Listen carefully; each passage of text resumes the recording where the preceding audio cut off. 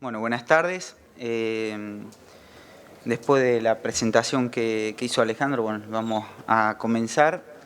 El título AGData, un nuevo desafío para la toma de decisiones en el manejo variable de insumos, nos lleva un poco a tratar de resumir y mostrar los resultados con algún caso práctico de manejo variable de insumos, ya que en todos estos años por ahí hemos aprendido a hacer un relevamiento de datos y después a ese dato llevarlo al campo en una prescripción o en una aplicación. Y en eso vimos que lo difícil está hoy en poder utilizar ese dato. Para generar datos, hoy hay muchísimas herramientas, cada vez hay más herramientas disponibles, gratuitas, más especialistas, y se genera gran cantidad de información o de datos. Y el problema hoy está en tratar de resumir esa información, de hacer un correcto asesoramiento, una prescripción y poder llevarla al campo al que el productor la pueda utilizar.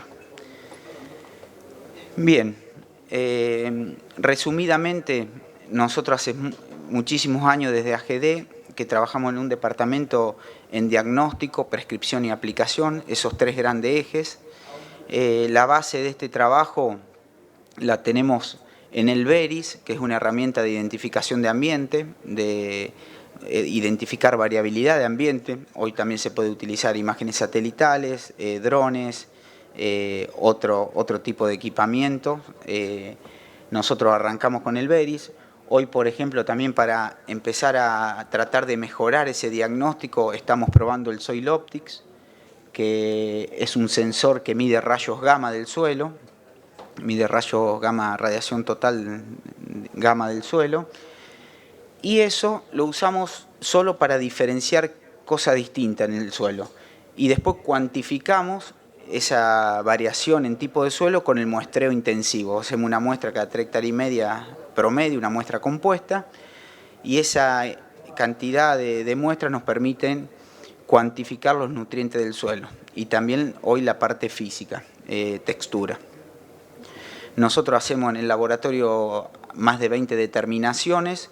Con esas 20 determinaciones las ordenamos en limitantes, indicadores limitantes de calidad y de deficiencia para el crecimiento del cultivo, y bueno, y las deficiencias en macro y micronutrientes.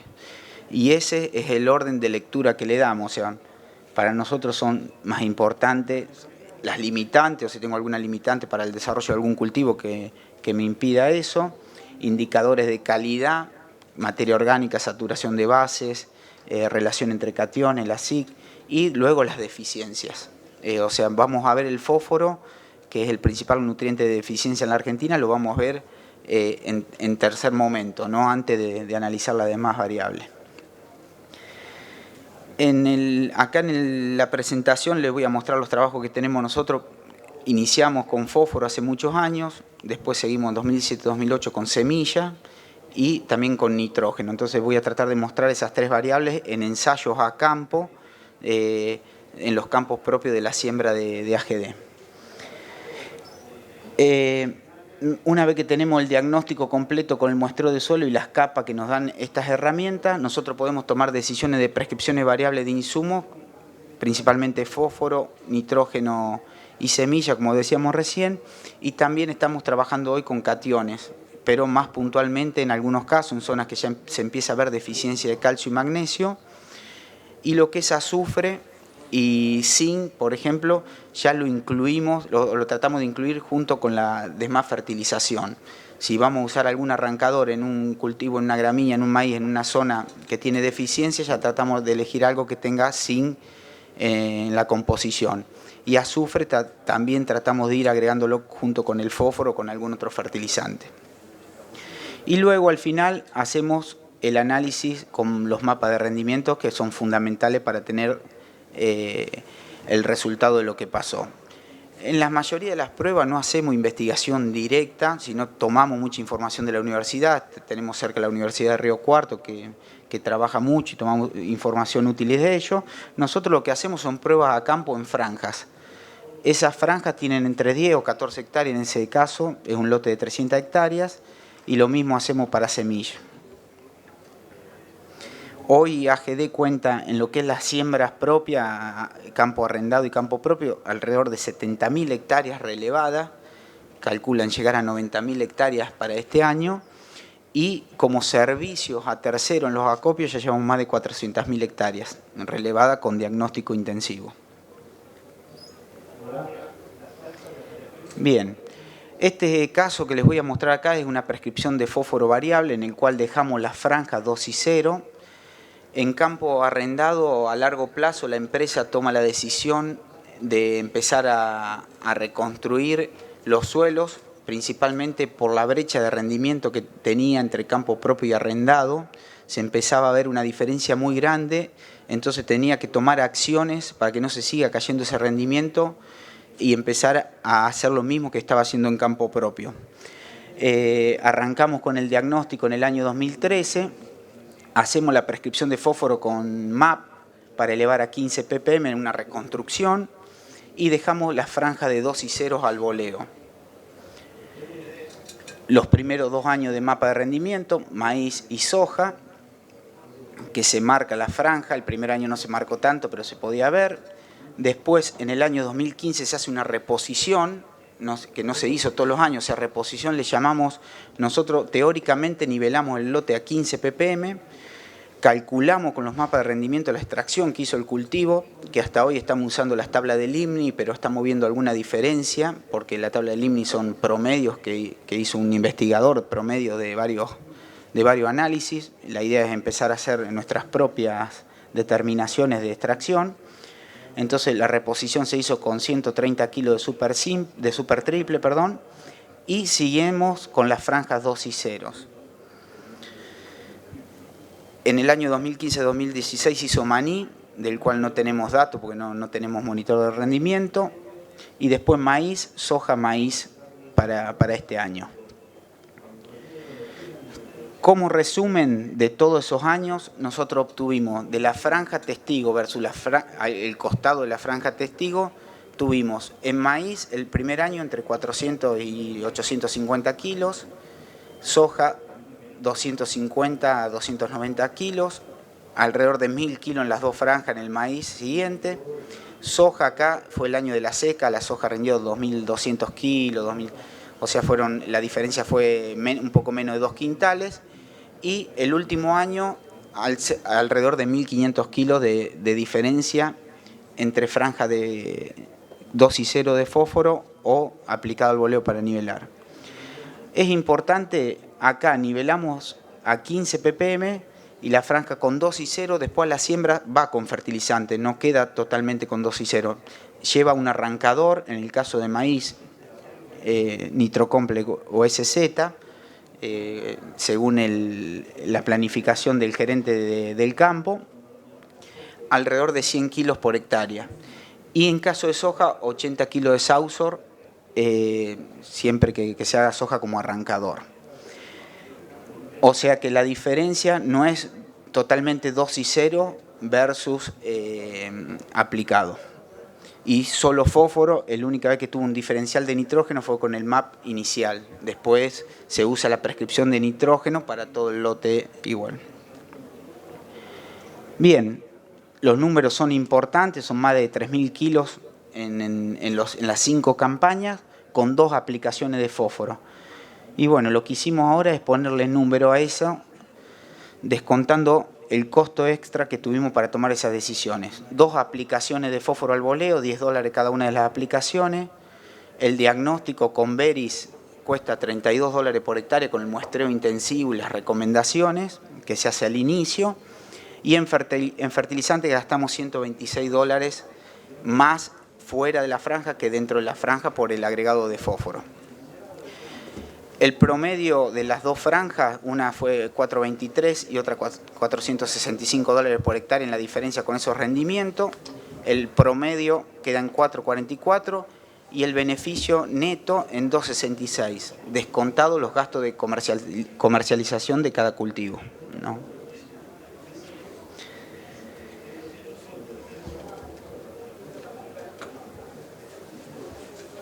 En esa anterior aproximadamente nos da de margen o de diferencial $50 por hectárea por campaña en promedio entre soja y maíz.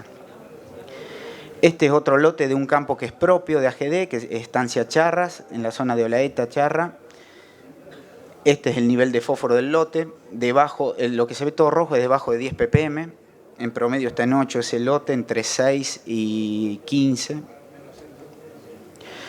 La misma metodología, se prueba lo que es tecnología de uso actual, que llamamos a la fertilización solo en la línea, en la siembra con un arrancador, versus el boleo y nivelación. En este caso se niveló a 18 ppm en los campos propios.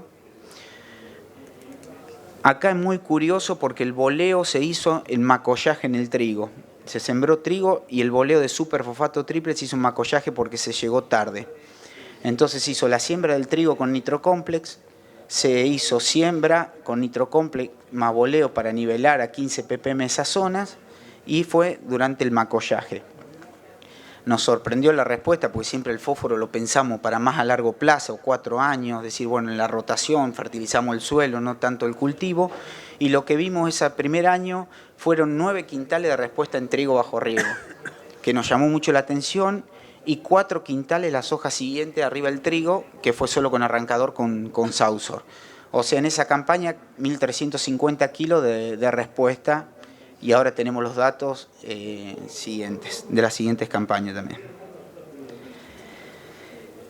Ahora, eso es no respuesta al fósforo variable, sino respuesta al fósforo, a la fertilización fosforada al boleo combinado con la siembra. Ahora, ¿por qué hacer el fósforo variable y no hacer el fósforo fijo? Y la respuesta es fácil. El fósforo tiene una alta variación dentro del lote y entre los lotes en cuanto a la distribución en el suelo, por eso se hace muestreo intensivo, necesitamos hacer muestreo intensivo para representarlo. Si nosotros quisiésemos aplicar la dosis media que se usó en ese lote, que eran 103 kilos de fosfato monoamónico, en todo el lote, nosotros vamos a ver que la mayor parte del lote, por no hacerlo variable, hubiese quedado sin cubrir la necesidad que teníamos de fósforo, o sea, hubiesen quedado 60% del lote con una subaplicación.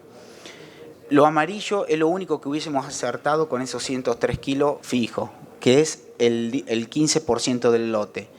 Y lo restante, alrededor del 20%, hubiésemos hecho una sobreaplicación en ese lote. Por eso se justifica hacer fósforo variable, porque con la misma dosis nos hubiésemos aplicado la dosis óptima en cada zona que necesitábamos. Ahora, si yo quiero elevar ese lote con dosis fija a 15 ppm, tengo que tomar el punto que tengo menor contenido de fósforo que en la medición. En ese lote hay 90 muestras compuestas. El punto de menor fósforo da 3 ppm de fósforo disponible. Yo necesito agregar para 12 ppm para elevarlo a 15, entonces yo hubiese necesitado 260 kilos de fosfato monoamónico para nivelar todo el lote a 15, lo que eso me da un gasto extra de $86 por hectárea. En el otro caso es similar, la dosis fue mucho más alta porque el lote tenía menor contenido promedio de fósforo, y daba 230 kilos por hectárea de superfosfato triple, porcentajes similares de proporción de sub- y sobreaplicación, y el diferencial por haberlo hecho variable fue de $36,70 por hectárea.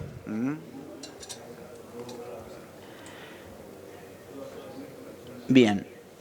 Ahora, lo importante de esto es que nosotros hicimos muestreo en 2013 y 2015 y ahora empezamos con una secuencia de remuestreo, o sea, ir a chequear en los mismos puntos qué está pasando en el suelo. Bueno, yo ya vi que hay respuesta, que consigo que lo que es el boleo de fósforo se paga, se justifica y obtengo un beneficio. ¿Y qué pasa en el suelo?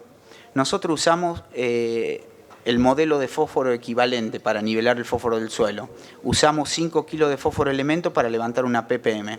En la Universidad de Río Cuarto, ya Gabriel Espósito hizo algún ensayo en suelo más arenoso como los que tenemos allá, está alrededor de 3 kilos de fósforo. O sea, nosotros estamos utilizando algo más alto y lo estamos viendo en los análisis, porque se acordarán que acá aplicamos una sola vez para reposición, y este es el mapa del 2013 y este es el mapa del 2019 que lo muestreamos hace 2 semanas.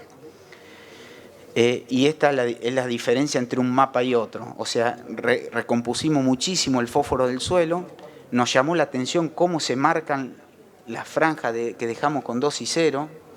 Esto un mapa, hay interpolación, entonces por ahí engañan en alguna zona, después está analizado punto por punto para ver bien cómo nos afectó la aplicación. Y bueno, y acá lo vemos mejor. Nosotros vemos que la principal o la mayor frecuencia de muestra en el 2013 estaban alrededor de 8 o menores a 8 ppm y menores a 15 casi todo, había muy poco por encima de 15. Y ahora en el muestreo 19 vemos que la mayor cantidad de muestras están arriba de 15 ppm. O sea que hicimos una gran reconstrucción y vemos cómo se fue achatando la curva, la normal, distribución normal. Vemos alrededor de 15, tenemos una mayor cantidad de muestras cuando teníamos muy concentrado antes alrededor de 8 ppm.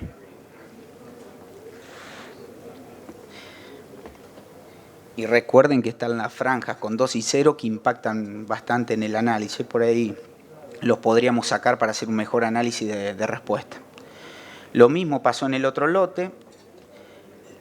A mí, yo esperaba por ahí, en este lote se aplicó más fósforo que en el anterior, inicialmente. Yo creo que la diferencia más grande está en el tiempo que tuvo el otro lote en tener disponible ese fósforo y por eso el impacto. Y acá vemos que por ahí todavía le falta. Se sigue marcando la franja 2 y 0. Y vemos también que antes estaba principalmente entre 8 y 10 y ahora tenemos arriba de 12 la mayor cantidad de muestras, 12 ppm. Bien, manejo de nitrógeno, que acá estamos utilizando la info de Nahuel, que ha hecho algunos ensayos con nosotros. Nahuel, para su trabajo de tesis doctoral o postdoctoral, estuvo trabajando en la zona de Canals. Nosotros lo que es nitrógeno lo manejamos mucho en respuestas según ambiente, potencial de ambiente. En una primera etapa trabajábamos mucho. ¿Me estoy yendo de tiempo, Alejandro? Trabajábamos mucho nitrógeno y semilla de maíz por separado. Analizamos y calculamos las curvas de respuesta por ambiente. O sea, si yo tengo un ambiente loma de bajo potencial de rendimiento, se va a saturar muy rápido con nitrógeno. Y si yo tengo un ambiente bajo, con napa o bajo de alto potencial, esa respuesta va a estar mucho más arriba, ¿no? Es fácil. Yo lo que sacamos de acá es decir, bueno, yo en la loma es probable que con lo que tengo en el suelo cubro el rendimiento de esa loma y en el bajo siempre voy a estar necesitando más allá de la eficiencia de uso del nitrógeno de cada ambiente. En este caso había dado un diferencial de dosis variable versus fija de $120 y en el lote de al lado $130. Esto nos deja como aprendizaje que cada lote hay que hacer algún ensayo. Nosotros en la parte de la siembra de AGD dejamos ensayo en casi todos los lotes, franja, testigo. Después la verdad que no levantamos todo, pero bueno, tenemos comparativo y vamos ajustando y aprendiendo en cada campo, en cada lote, híbridos, el nivel de respuesta.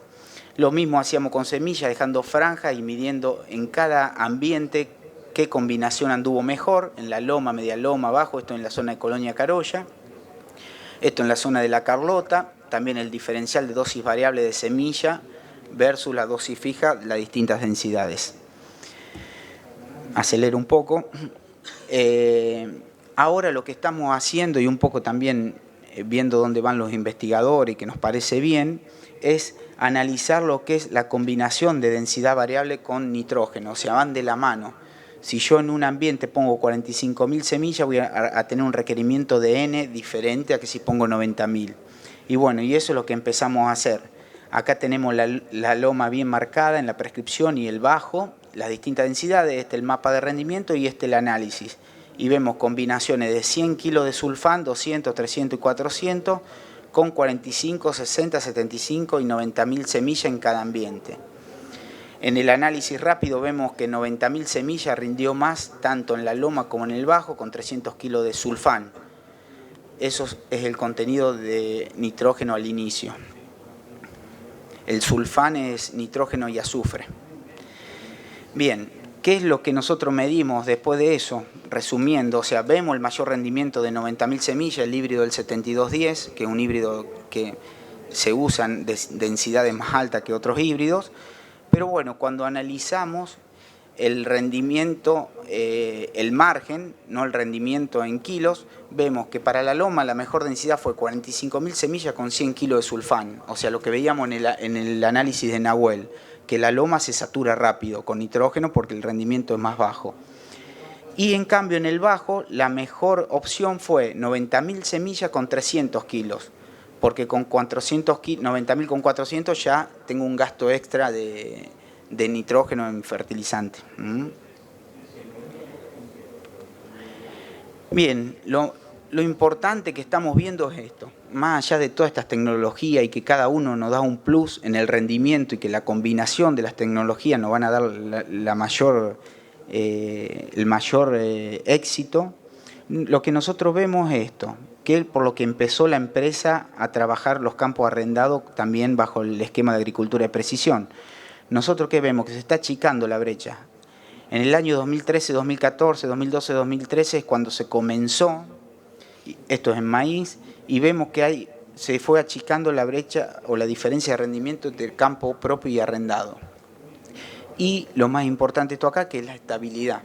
Se fue ganando en estabilidad los últimos años, o sea, decir, bueno, yo empiezo a manejar un campo bien fertilizado, rotado, o sea, esto no va independiente de los manejos generales de rotación que uno haga, o cultivo de cobertura, o todas las herramientas que se están utilizando, y nosotros vemos que vamos ganando en estabilidad, que por ahí lo que, aparte del rendimiento, lo que se está buscando. Muchas gracias.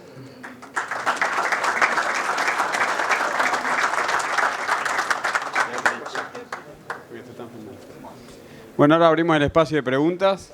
Gracias. Que tenga alguna pregunta, levante la mano, yo le voy dando el micrófono. Sin miedo. ¿Yo te puedo hacer una? Fui muy claro. Sí, bueno. Estás trabajando con 3, 4, 5 ambientes por lote, por lo que vi en los mapas y las prescripciones que estás usando. ¿Qué han explorado con ambientes más chicos y rangos más chicos de diferencia o de lo que se ve en el mercado hoy de otras? Sí, lo que hacemos en la prescripción final son cuadrículas de 20 por 20, el ambiente final en la prescripción. Por ahí para algunos análisis, como sé en el caso de respuesta al nitrógeno, analizamos 2 o 3 ambientes, pero la prescripción la usamos en cuadrícula, en raster de 20 por 20, con la idea de cambios graduales en las dosis, que no sea un corte, o sea, nosotros creemos que el suelo, el cambio en los tipos de suelo es gradual en el lote, no cambia hasta acá es una cosa y para allá es otra. Entonces tuvimos experiencia al principio con polígonos, 2 o 3 dosis, en que dependiendo cómo venga el año, cambia mucho un ambiente del otro. Si tenemos un año seco, la loma se agranda, por decirlo de una forma, entonces si uno le erra la densidad, las partes que menos rendían eran las intercepciones o los cambios de densidades. Entonces trabajamos con raster, todos cuadrículas de 20 por 20, tanto para fósforo como para nitrógeno y semilla.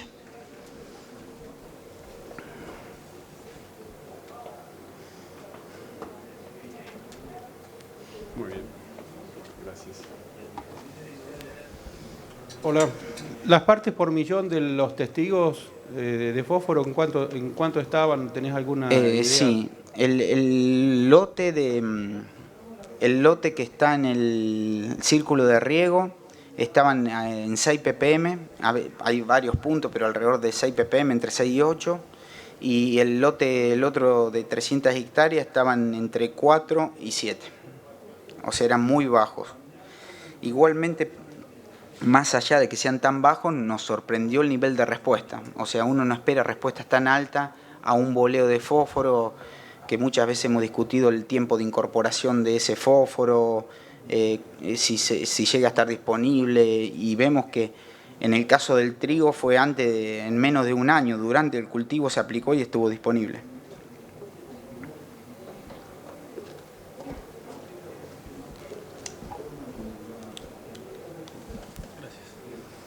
Bueno, buenas tardes. Primero felicitarlo por el trabajo que están haciendo, la verdad que muy prolijito. Gracias por compartirlo. Y bueno, está buenísimo los resultados que le está dando la aplicación de agricultura de precisión.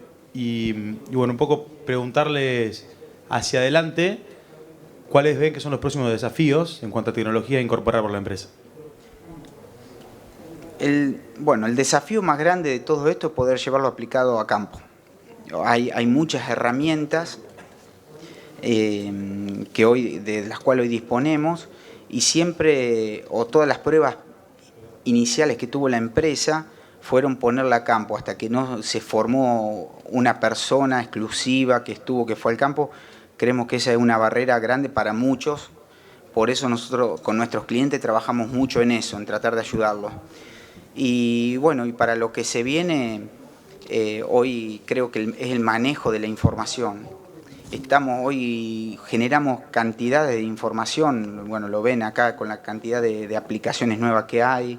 Hoy las máquinas, si se usa Precision Planting o alguna otra máquina que tiene muchos sensores, seguimos levantando información más allá de los mapas de rendimiento. La pulverizadora nos está generando información, entonces aprovechar toda esa información, todos esos datos que estamos generando en alguna plataforma o con algún ingeniero capacitado para el análisis de datos, porque esa también es la otra. Hoy los ingenieros agrónomos antes se enfocaban mucho en la visita al campo, y hoy también tienen que tener un perfil de análisis de datos para poder aprovechar y resumir toda esa información, decir, che, lo que es útil este modelo de recomendación para esa zona, para ese campo. Una duda respecto Sí. de agricultura de precisión en campos arrendados. Sí. ¿Cómo amortizas el gasto? ¿Cómo congenias esta tecnología con el propietario, que en muchos casos es cortoplacista? Sí. Evidentemente acá vos amortizaste en 5 años en campos propios. ¿Cómo lo haces? ¿Cómo logras que te vean esa situación? Bueno, AGD lo está haciendo en los campos arrendados a largo plazo. No a lo mejor contrato de 5, en este caso es un contrato anual, pero un campo que tiene hace 20 años, entonces hay una buena relación con el propietario y se hace. El problema de contratos anuales no se está haciendo, o sea, un contrato eventual no se hace este diagnóstico completo, porque no se amortizaría. Sí habría que ver, yo creo que con lo del fósforo, en un campo alquilado a 3 años está claro que se justifica hacerlo. Porque uno hoy en campo alquilado hasta duda si va a fertilizar al voleo, si solo le ponen la sembradora, busca una mezcla química para que esté rápidamente disponible. Entonces hoy está claro que es probable que hasta sea más rentable fertilizar con fósforo inicialmente el primer año y aprovecharlo los años siguientes, por lo menos en 3 años. Acá. Te hago una consulta. Sí. Acá. Ahí está. ¿Cuál es el criterio para mejorar lo bueno, digamos, darle mayor potencial a lo bueno y no gastar plata en lo malo, o equiparar? Veo que al principio vos equiparabas y después con el nitrógeno potenciabas lo bueno. Bien, sí, son criterios diferentes, lo que es nitrógeno, semilla, de fósforo. El fósforo, nosotros tenemos un umbral de respuesta económica, que el modelo de umbral de respuesta económica que utilizan la mayoría de 12 a 18 ppm según el cultivo, y nosotros el criterio que usamos es campo arrendado, reconstruimos a 15 y campos propios a 18, que no quiere decir que por encima de ese nivel de fósforo del suelo no tenga respuesta en algunos casos, que la hay. Es el criterio de fósforo. Entonces nosotros, si decís, bueno, en un ambiente de mala calidad o una loma que tengo poco potencial de rendimiento, el fósforo es limitante. Si viene un año bueno, como vinieron estos últimos años de lluvia y de buena humedad, yo no quiero que el fósforo sea limitante en ese ambiente. Total, yo el primer año hago la reconstrucción y después aplico según el mapa de extracción de nutrientes de cosecha. O sea que si la loma rinde poco, le voy a poner poco. Es el criterio siguiente por los 4 o 5 años hasta que remuestreo y chequeo cómo estaba. Pero el primer año de reconstrucción quiero tener todo en 15, no quiero tener limitante fósforo. Y después sí, por ambiente de potencial. En cambio, el nitrógeno y la semilla, en el caso de la semilla del maíz, la necesidad en el nitrógeno, o sea, va atado al requerimiento que tenga el cultivo y se calcula en base al rendimiento potencial que tenga en cada ambiente. uno siempre se termina jugando una decisión ahí de decir, bueno, el año viene húmedo, viene seco, ¿qué nivel de rendimiento le voy a poner a cada ambiente? Pero si yo tengo un ambiente de bajo rendimiento de 5.000 kilos de maíz y uno a lo mejor un bajo con napa de 12, 13, que es la diferencia que tenemos en la zona, yo el requerimiento va a ser el 30% en la loma que en el bajo. Y por eso variamos. Y lo mismo con el caso de la semilla de maíz. Yo la semilla de maíz, si yo hago una loma o de bajo potencial, por ahí me estoy pasando de densidad, voy a estar generando una competencia que me va a deprimir el rendimiento. Y también voy a estar incurriendo en un gasto extra de semilla que no lo estoy necesitando, porque con una densidad mucho más baja llego al mismo rendimiento o mayor, porque no lo deprimo por competencia, y ahorro semilla.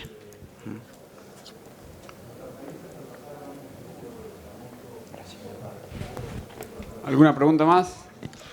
Tenemos hasta las 5. Buenas tardes.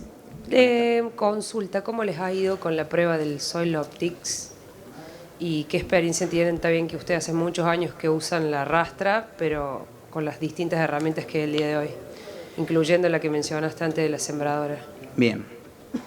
El Soil Optics nosotros lo empezamos a probar el año pasado, hicimos alrededor de 2.000 hectáreas que ya teníamos relevada con Veris, y la idea de incorporar esa tecnología que mide rayos gamma del suelo es que tienen un modelo ellos de interpolación de nutrientes y lo tenemos enfocado en tratar de reducir la intensidad de muestreo para abaratar el costo del diagnóstico. Entonces, hoy el Soil Optics lo hacemos combinado con Veris. Nosotros pasamos el Veris y en el Veris pusimos el Soil Optics. Y lo que hacemos por ahora, redujimos el muestreo, en lugar de una muestra cada 3 hectáreas y media, cada 6.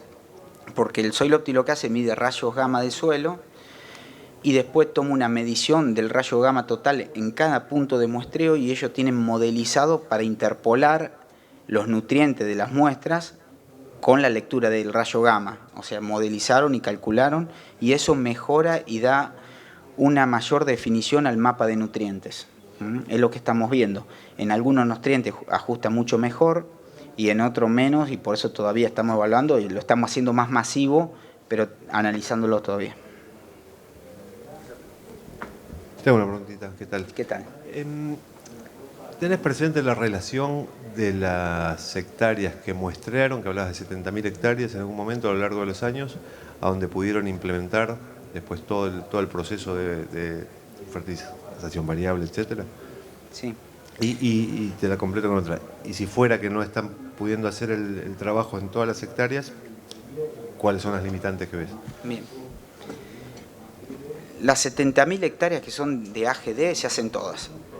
Se hacen todas con fertilización en fósforo, de reconstrucción, las que lo necesiten, por supuesto. Alguna con fertilización con dolomita, calcio y magnesio. Nitrógeno variable y semilla de maíz variable. Algunas pruebas con sojas por ambiente, pero en menor, tiene poca practicidad hoy para hacerlo, poner un grupo 5 en la loma, un grupo 4 en el bajo, así que eso tiene menor desarrollo. Ahora, de las 400.000 hectáreas de servicios al cliente, ahí sí el número es mucho menor de aplicado a campo. Nosotros tratamos de hacer prescripciones en todo y ayudar al productor que lo aplique. Cada vez son más los que aplican. Yo creo que principalmente la primera limitante es maquinaria, que era en su momento. Hoy ya todo el mundo cuando compra una sembradora o una fertilizadora ya lo pide con dosis variables, ya el diferencial es poco, entonces cada vez hay más tecnología. Y la segunda es el recurso humano. Hoy que estamos viendo por ahí que cuestan las empresas, según el tamaño que tenga, que se aplique la prescripción a campo, es el recurso humano.